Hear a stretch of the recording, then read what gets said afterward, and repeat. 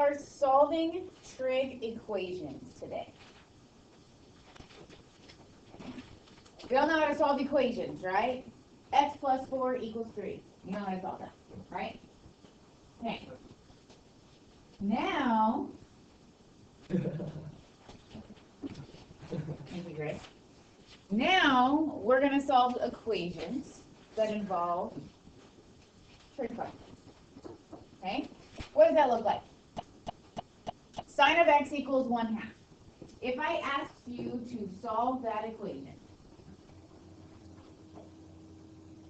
where does the sine equal 1/2? Okay, pi over 6 and 5 pi over 6. Are those the only two places that the sine ever equals 1/2?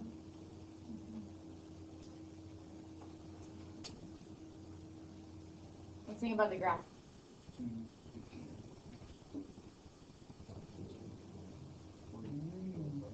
Technically, happens at pi over 6 and 5 pi over 6. And then we go through a period, and it happens at, let's see, 13 pi over 6 and 17 pi over 6. And we can say that it happens at, over here, negative 11 pi over 6 and negative 7 pi over 6. Okay? This sine curve oscillates over and over and over again. So how many times is it going to hit the height of 1/2? An infinite number of times. Okay? Let's think about the unit circle. Okay, and don't feel like you need to draw this, okay? Here's our unit circle. We have the sine function equals 1/2 here at pi over 6. We can rotate a full time around the unit circle at 13 pi over 6, and we can keep going and going and going. Same thing with over here at 5 pi over 6. We can rotate forwards or backwards, and we can name an infinite number of coterminal angles where the sine is 1/2. Okay? So when we express our answers, we're going to have to do so that we express an infinite number of solutions. You're not going to write infinite number of solutions and that's it. Okay? We're not going to, I know. We're going to actually have to describe what those solutions are. Okay? So here are the steps that we are going to take to solve a trig equation. Okay? These are going to be helpful to you. Okay? There are a number of different types of equations that we can see, but I hope that you can recognize different types of trig equations based on the equations we have solved throughout algebra, algebra 2, and pre-calculus. Okay? You know what a linear equation looks like. X plus 3 equals 4. Sine of x plus 3 equals 4 would be a linear trig equation. Okay? If you have a trig equation with just a trig function, not raised to any power, you need to isolate the trig function, like sine of x equals 1/2.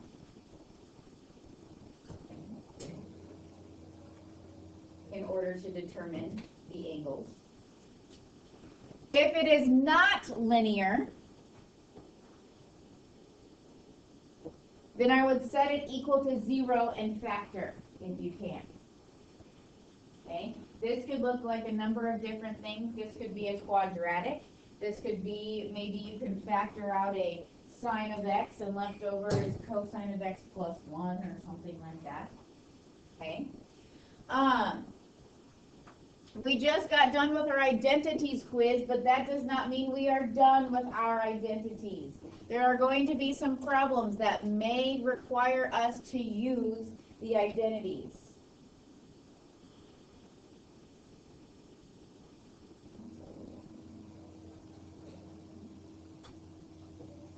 Yeah. So like when we use them, do we have to state what we use? No, we do not. The only time I'm going to make you state what you used is when you're writing a proof for me. Okay? Thank you for that question, though. Okay, now we need to write the complete solutions. If I ask you for all of the solutions, you need to be able to express all of those different times that, in this case, the sine of x equals 1/2. So this is what you're going to do. Okay? To write the complete solutions, you're going to think of the one angle on the unit circle that you know it happens at. Okay? Where do we have that solution on the unit circle? Well, then we know that it's going to repeat. And it repeats every period, right? The definition of the period of our functions is when does it start repeating again? So we know that every period that solution is going to happen. So you're going to add the period times n, where n represents any integer, and that way we can express the infinite number of solutions in an efficient manner.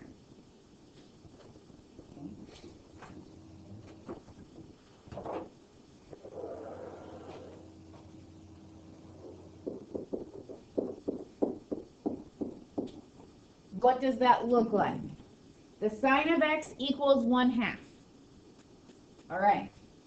Well, I know that the sine of x equals 1/2 at pi over 6 and 5 pi over 6. But if I'm expressing the complete solution set, then I know that this happens every period. What's the period of sine? 2 pi. So we're going to add plus 2 pi n plus 2 pi n. And those would be your complete solutions.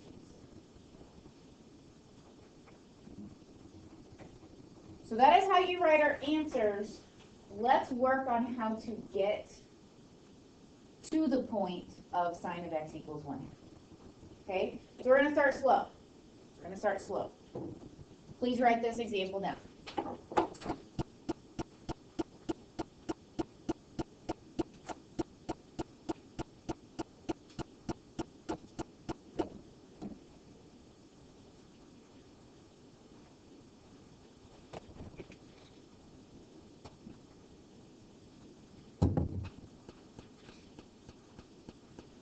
Suggestions from the crowd.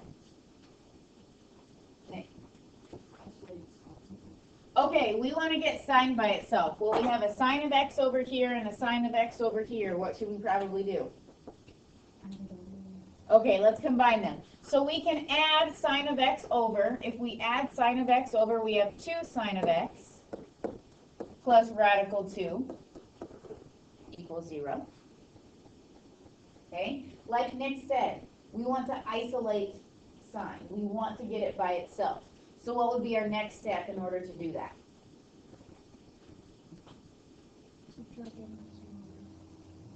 Subtract over radical 2. And then we can divide by 2.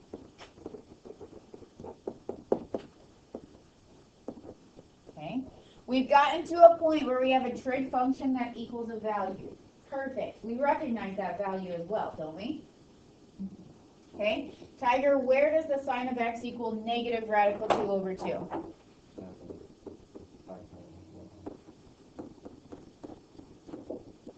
Anywhere else?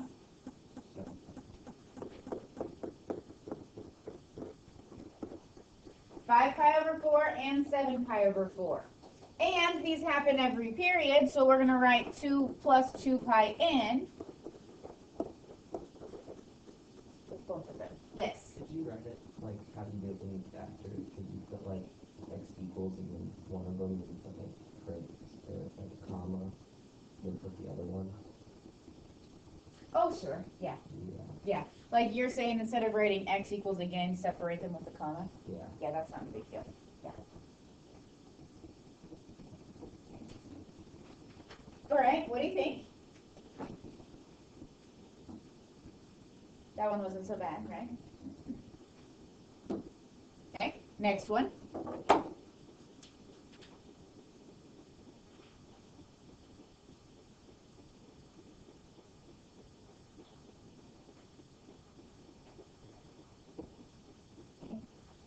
Yes, I know it has trig functions in it, but besides that, what kind of function are we working with up there? It's a quadratic. There's something squared. Now, what's weird about this quadratic though? There's a sine and a cosine. How does that make sense? We can't factor with a sine and a cosine. Our sine is squared, but our cosine isn't. We have nothing that we can do. False. There is something that we can do. Correct? You can change sin squared x to 1 minus cosine squared x. Okay. Chris just suggested that we change sine squared to 1 minus cosine squared. Okay? Why did you make that suggestion, Chris? Because that's like gradient x. Okay. Why would it be helpful to change it to cosine squared? Because then you have all cosines. Okay. We have a quadratic that has mixed trig functions in it. But if we change sine squared x to 1 minus cosine squared x, then we have a function in terms of the same trig function. Okay, we have a quadratic all in terms of cosine. Okay? So that 2 needs to go to both. 2 minus 2 cosine squared x plus 3 cosine x. Okay? And you guys have factored long enough to know that it is way easier to factor when your leading coefficient is positive. So what I'm going to do is I'm going to move everything to the other side of the equal sign so that we can have a positive 2 cosine squared x minus 3 cosine x minus 2 equals 0. It's going to be easier to factor that way. Okay? Now, we have a quadratic that has 3 terms. So we know that it's going to factor to be 2 binomials multiplied together. Okay? Here's one of those times. If you need to go off to the side and write 2c squared minus 3c minus 2 and factor it and then write it in terms of cosine, that is completely fine.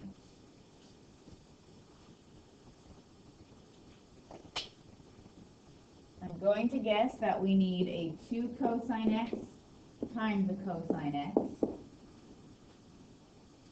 to get to 2 cosine squared. I'm going to tell you right now that the 2, like we need 2 times 1 to get 2. The 2 can't go here because there would be a GCF in this factor, and that wouldn't be allowed. So the 2 has to go here and the 1 here. Now it's a matter of which one's positive, which one's negative. The 1 is positive to get 1 times cosine x. The 2 is negative to get negative 2 times 2 cosine x, so that they add together to be the negative 3. Awesome. Okay? When we're solving quadratics, once we get to this point, what do we do with each of the factors? We set them equal to 0. Good. So we have 2 cosine of x plus 1 equals 0, and cosine of x minus 2 equals 0.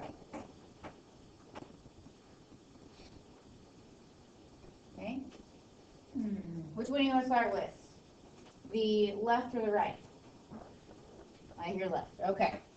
So I'm going to do 2 moves at once. I think we can handle it. We are going to subtract that 1 over and then divide by 2.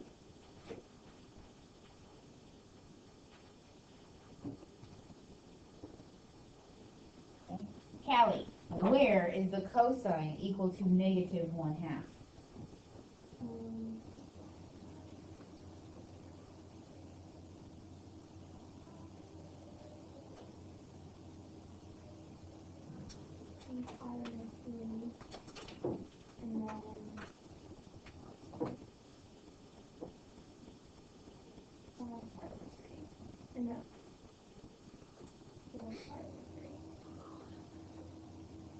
Feel good about that? Yeah. Okay, good. 2 pi over 3 and 4 pi over 3. Second and third quadrant. Okay?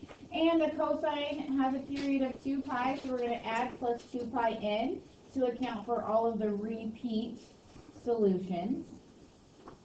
Okay? Good. Now we have to also solve the other factor, cosine of x equals 2.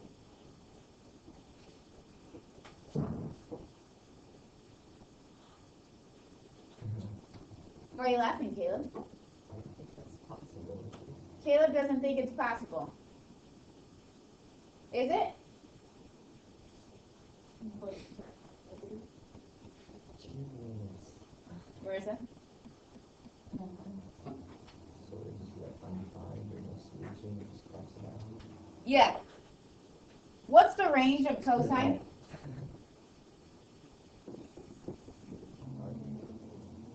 -1 to 1. Is 2 in between -1 and 1? Nope. That's not going to give us a solution. So we only have these two over here. Algebraically, cosine of x can equal 2. But trigonometrically, cosine of x cannot equal 2. Okay? So we're just going to cancel. We're just going to cross that out. Not going to give us anything. It's kind of nice, right?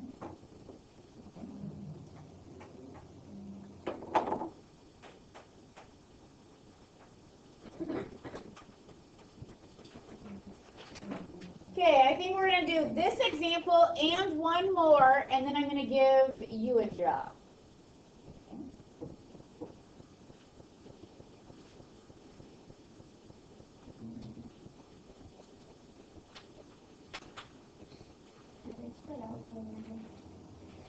Spread out? What do you mean spread out? Well, I think like that square, like the square goes with the cosine and I think just like the typing, when I have to do this in Word and then put it into here, it's got a little spacious. Okay? Take 30 seconds and talk about what you think the first step should be with the person sitting next to you.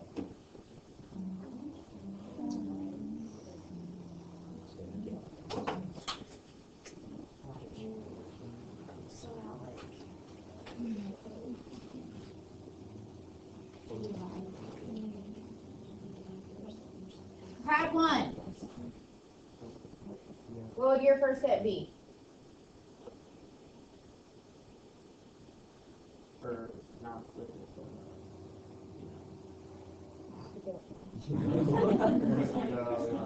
Okay. Okay, part 2, what would your first step be? Okay, part 3? Okay, anybody have a different answer?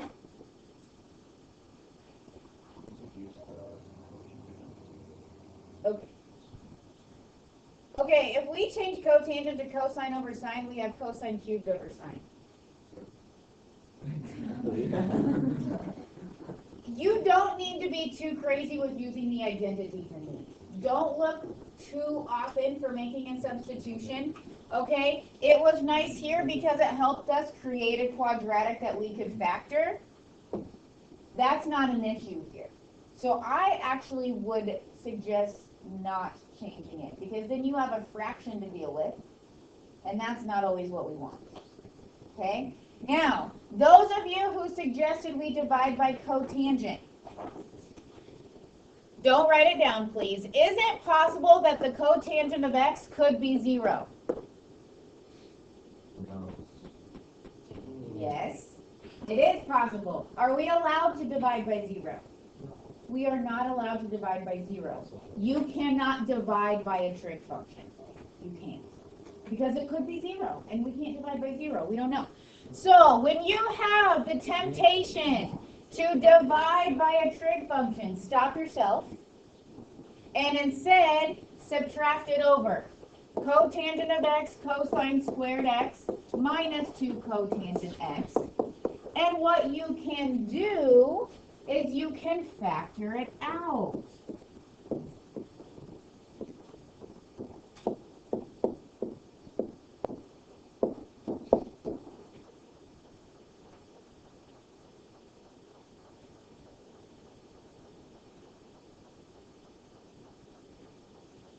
Okay. So now we have, oh, look at that. The cotangent of x equals 0. It's a good thing we didn't divide by it. And cosine squared x minus 2 equals 0. Okay. On the unit circle, Courtney, where's the cotangent of x equal to 0?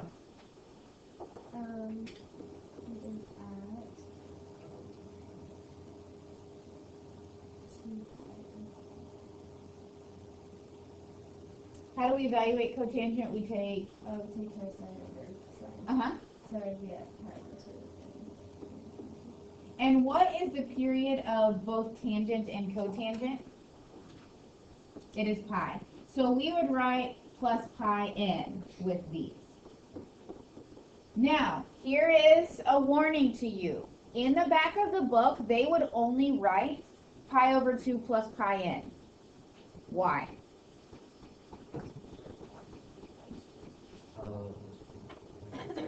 Because these are pi apart, right? So the book is only going to write pi over 2 plus pi n. Now, if you write both, it's being redundant. I am not going to be upset with that at all. I just want to warn you that in the back of the book, they will condense it down. Okay? All right, over here, please do not forget all of the skills that you have from solving equations.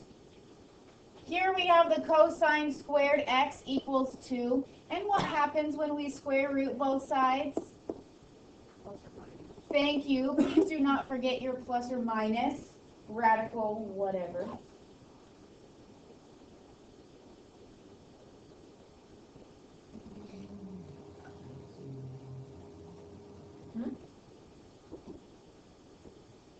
Say it loud and proud. Hey, I mumbled from the crowd. It's not a... Why? Why, Eli? What's true about the number radical 2?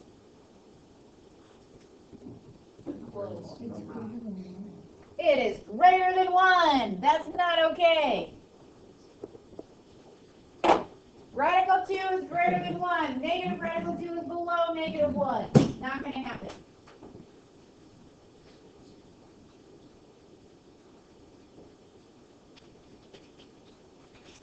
Okay. Since tangent and cotangent have a period of pi, the two values that you'll identify on the unit circle are always going to be pi apart. So you will notice on any problem where you're identifying tangent answers, they're going to condense your two answers into one.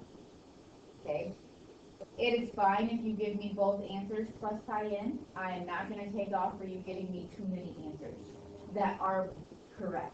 Now, if you give me answers that aren't correct, then that's not okay. But I don't mind if you are redundant. Okay? Last example, and then we're going to do some problems at our top.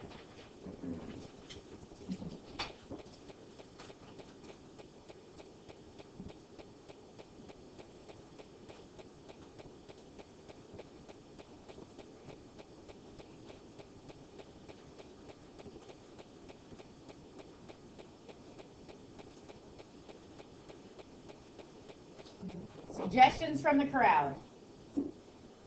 Chris. You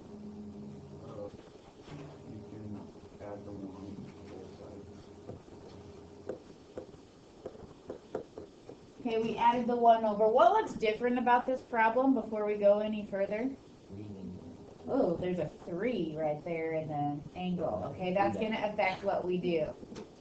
Okay? What's the next step we should take? We need to divide by 2. Now, is our trig function isolated? This is all we can do right now. Okay? Do we know places where the cosine is 1/2? Okay, Richard, where are those places? You shook your head yes. Pi over 3, Uh-huh. and then 5 pi over 3. Excellent. Pi over 3 and 5 pi over 3. So this is what we know. We know that our angle needs to be pi over 3 plus 2 pi n. Our angle needs to be 5 pi over 3 plus 2 pi n. Our angle is 3t. Now, what can we do? If we want to get t by itself, now at this point, we divide 3 over pi over 9 plus 2 pi n over 3. 5 pi over 9 plus 2 pi n over 3. And these are your solutions.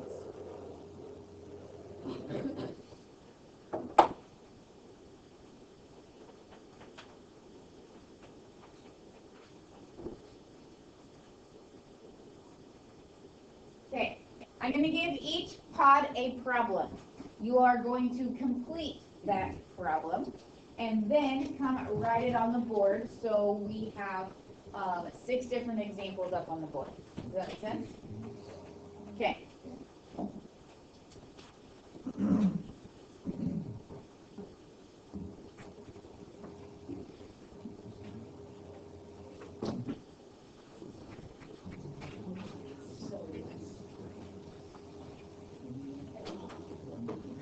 Good job. Oh, yeah, yeah. Good, sorry.